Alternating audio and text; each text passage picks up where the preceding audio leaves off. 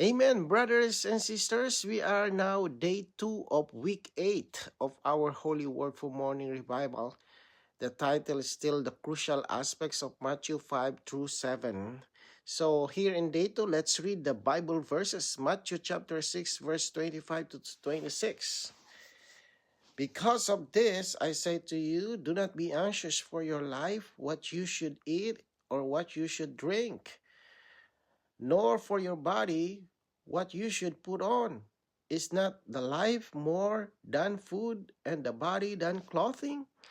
Look at the birds of heaven; they do not sow, nor reap, nor gather into barns, yet your heavenly Father nourishes them.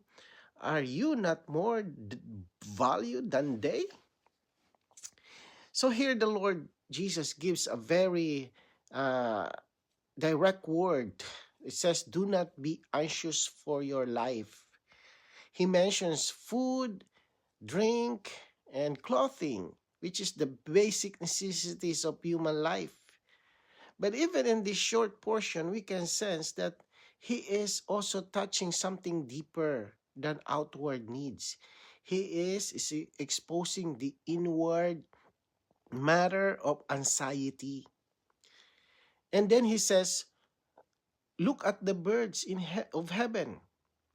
So the Lord turns our eyes away from our worries and toward the Father's care in creation. The birds do not labor in anxiety, yet the Heavenly Father nourishes them. And then comes a very uh, tender questions. Are you not of more value than they? So the Lord reminds us that we are precious to the Father. If He feeds the birds, surely He will take care of His children. So this opens the thought for today. The fuller explanation will, unfold in the paragraphs. And that's, we're going to read the paragraphs. So there's more explanation and we can understand more.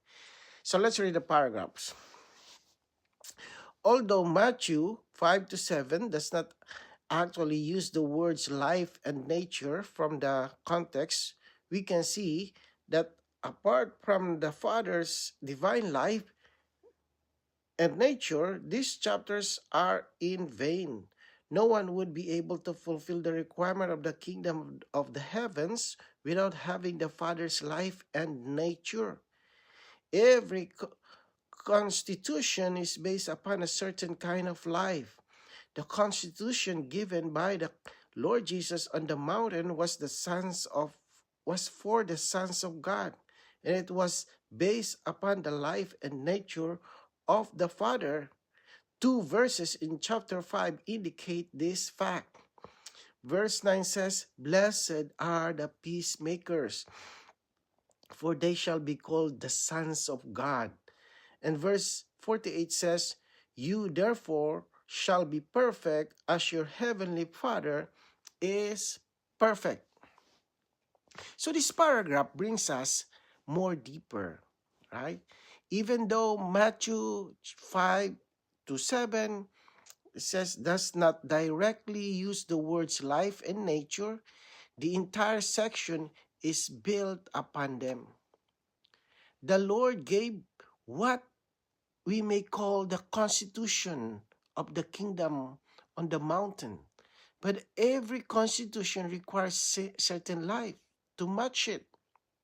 You cannot demand something from a life that does not have the capacity to fulfill it.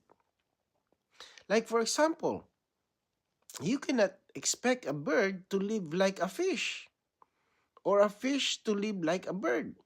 Why? Because each one lives according to its life and nature. So in the same way, the requirements here in Matthew chapter 5 to 7, being poor in spirit, pure in heart, a peacemaker, loving our enemies, yes, being perfect as the Father is perfect, this cannot be fulfilled by our natural human life. If we try to live this by ourselves, it is impossible. It becomes impossible. And this is why verse 9 says, they shall be called the sons of God. And verse 48 says, you shall be perfect as your heavenly Father is perfect. These verses show that the constitution of the kingdom is for sons, not merely for outward followers. It is based on the Father's life and nature. So before the Lord tells us not to be anxious here in chapter 6, He has already shown in chapters 5 and 6 that the kingdom living requires a different source, not the natural life, but the divine life. Without the Father's life and nature, these chapters would be in vain to us. But because we have received His life, what seems impossible becomes possible in Him. Right? So let's read today's reading. There is no anxiety in the divine life and the divine nature. Anxiety is not of the divine life, but of the human life. Just as barking is of the dog life, not of the bird life. Our human life is Our human life is a life of anxiety, whereas God's life is a life of enjoyment, rest, comfort, and satisfaction. To God, anxiety is a strange term. With Him, there is no such thing as anxiety. Do you think that God has never been anxious? Has ever been anxious? Although God has many desires, He has no anxiety. Our human life, on the contrary, is virtually composed of anxiety. It is constituted with it. Take anxiety away from a human being, and the result will be death. Right? A dead man has no anxiety. As long as you are a living person, you cannot escape from anxiety. Right? So, there is no anxiety in the divine life. That's a fact. That means anxiety does not belong to God's life. It is not part of His nature. In example, He's like the dog is barking, right? Barking belongs to the dog's life and not for the bird's life. Anxiety belongs to the fallen human life, not to the divine life. So this illustration is very clear. A dog barks because it has the dog life. A bird does not bark because it does not have that life. Or yeah. So in the same way, when we live in our natural life, anxiety spontaneously comes out. It is not something we try to produce. It is simply what the life expresses. But look at God's life. His life is a life of enjoyment. It says here rest, comfort, and satisfaction. And can you imagine God being anxious? Right? Never, never. He may have desires, intention, and plans, but He is never anxious. So this exposes something very important. Anxiety is not just a habit. It is a matter of life. If we remain in our natural life, anxiety is unavoidable. The human life, especially in its fallen condition, is constituted with anxiety. So the solution is not merely to try harder, not, not, not to worry. The solution is to live by another life, the divine life. So, when we turn to the Lord and exercise our spirit, we touch a life that has no anxiety in it. In that life, there is rest, there is satisfaction, there is quiet confidence in the Father. And then the Lord said, do not be anxious. But here we see why. Because anxiety does not belong to the life we have received. Right? Amen. Okay, let's read the next paragraph. Anxiety is the gear that makes the world move. It is the incentive for all human culture. If there were no anxiety regarding our living, no one would do anything. Rather, everyone would be idle.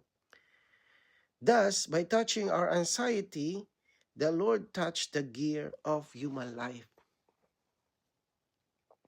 Right, so this word is very strong. It says, anxiety is the gear that makes the world move. Think about that. Why do people work so hard? Why do they strive, compete, right? Invent, right? Build and struggle. Much of it, right, is driven by anxiety. Anxiety about survival, about status, about the future, about security. Anxiety pushes human culture forward. In a sense, the whole system of the world runs on this gear. Without anxiety about living, many people would not labor the way they do. So when the Lord speaks in Matthew chapter 6, right, 19 to 34, he is not merely giving moral teaching. He is touching the very engine, right, of fallen human living. He is touching the inward drive that powers the world system.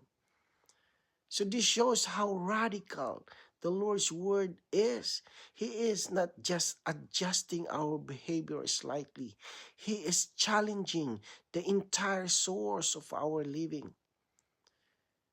The world says, be anxious so you will succeed. But the Lord says different. The Lord says, do not be anxious. Why? Because the kingdom life is not driven by anxiety. It is driven by the Father's life and nature. The kingdom people do not live by the anxious human life. They live by the divine life. This does not mean we become idle. It mentions here that doesn't mean we become idle, right? Rather, we act from our faith, not fear. We work, but not because anxiety is pushing us.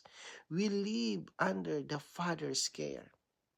So the Lord touched the gear, the human life, the gear of human life, because He wants to replace it with another source. Himself as our life.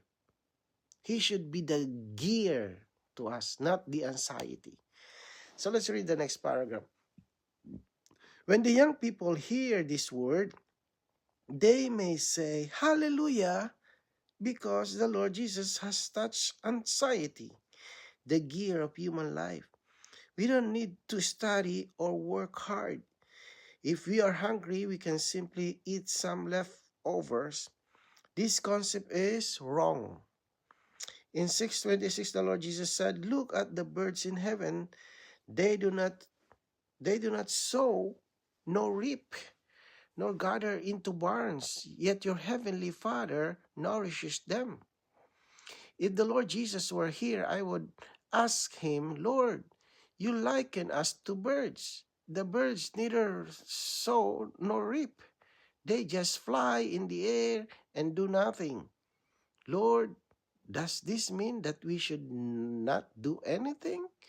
The birds feed on human labor, right? Lord Jesus, do you mean that we should take advantage of others? Should we forget about working and simply be birds in the air, enjoying life and taking advantage of the labor of others?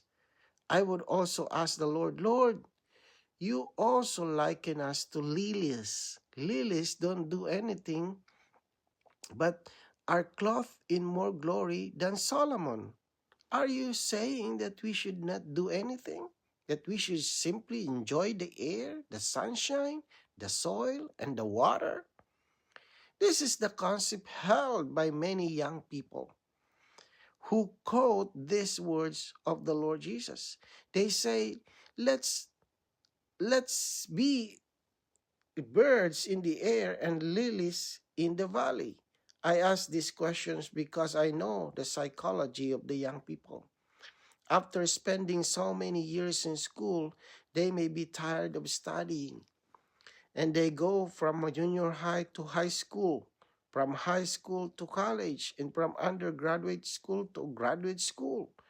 The work becomes more difficult. Instead of studying so hard, many of the young people would rather be like birds flying in the air. If the young people are honest, they will admit that they have such a concept.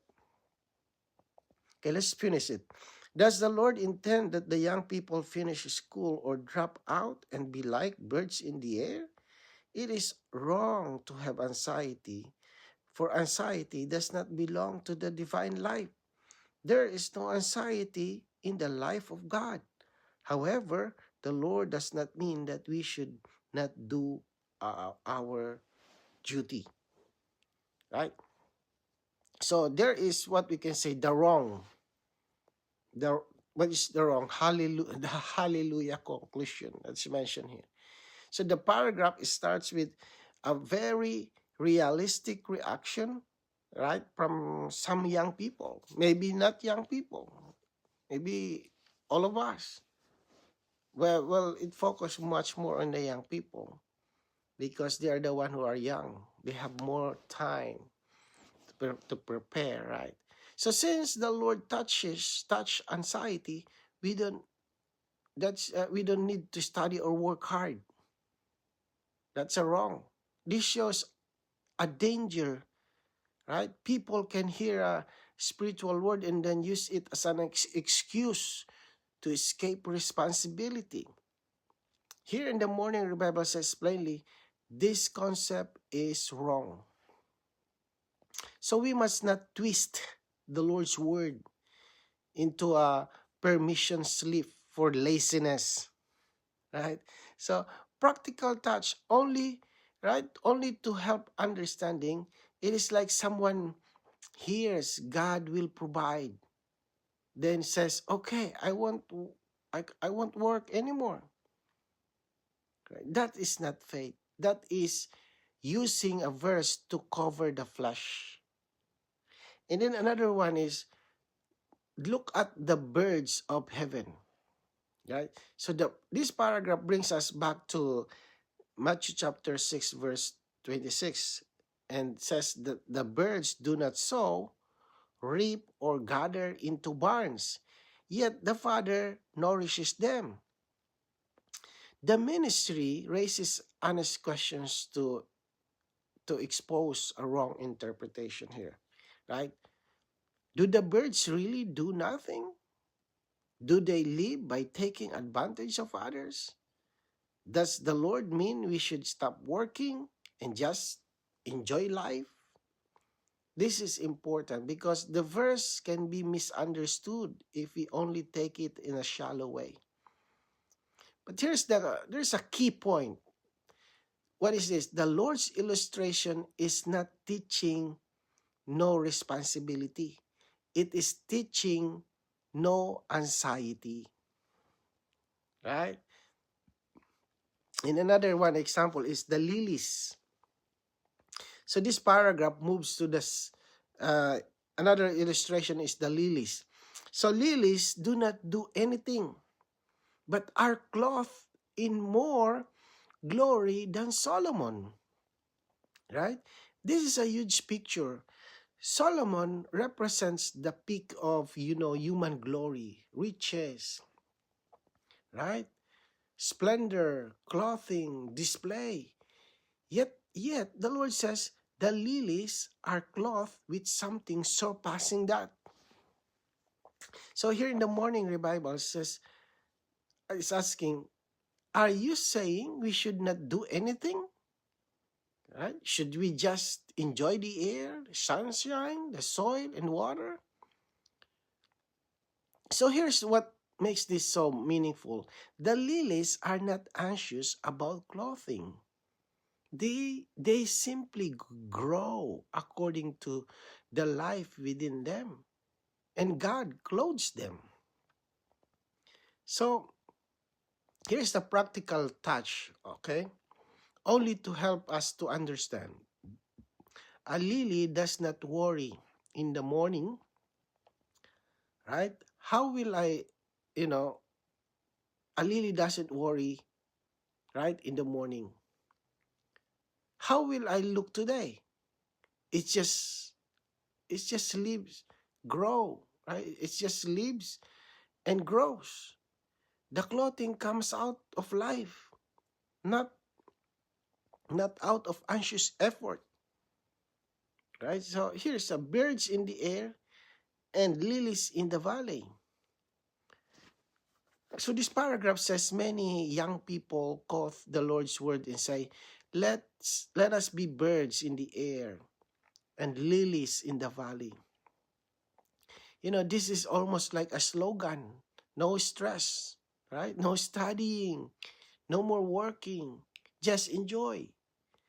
The ministry or this morning revival is showing that this kind of quoting can become a cover for avoiding responsibility. So the paragraph is not only teaching doctrine, it is uncovering a human thought, a temptation, right? To use the Lord's word to escape duty. Right? It's mentioned also in this paragraph the psychology, right, of the young people. So this part is very practical and very human. The morning revival says it knows the psychology, right? Years of school can make young people tired, right? My daughter's she's only 5 years old, but she felt like, oh, I don't want to go to school. But but, but honestly, she still loved the school. Anyway, and the more they go school, the work becomes harder. Lord, from level to level. Many would rather, right, fly in the air than face more pressure. So this is not condemning them. It exposing what's inside many of us. Many pressure increases. We look for a spiritual, sounding way to withdraw. So we have to balance so the conclusion is we have to balance. No anxiety, yet duty remains, right? So then the paragraph lands with a clear, balanced word. It says, it is wrong to have anxiety because anxiety is not of the divine life. That's what we have to be balanced. There is no anxiety in the life of God. However, the Lord does not mean that we should not do our duty. So here's the key. The Lord removes the inward engine of anxiety, but He does not remove our outward responsibility. Right? So the proper kingdom living is, as a young people, you study, but not with anxiety. Right? We work, but not in fear. Right? We fulfill our duty, yet we rest in the Father's care. Right? So praise the Lord. So hope you enjoyed this morning revival today. And how about let's pray. Lord Jesus, thank you for touching our anxiety, the gear of our human life. Lord, save us from living by our natural life, Lord, and from misunderstanding your word. Lord, teach us to fulfill our duty, Lord, even, Lord, yet Lord, without worry, Lord. Replace our anxiety with trust in the Father's care, Lord. Lord, we want to live by your divine life, right? That the divine life which is full of rest and peace. We thank you, Lord Jesus, for this message. Amen.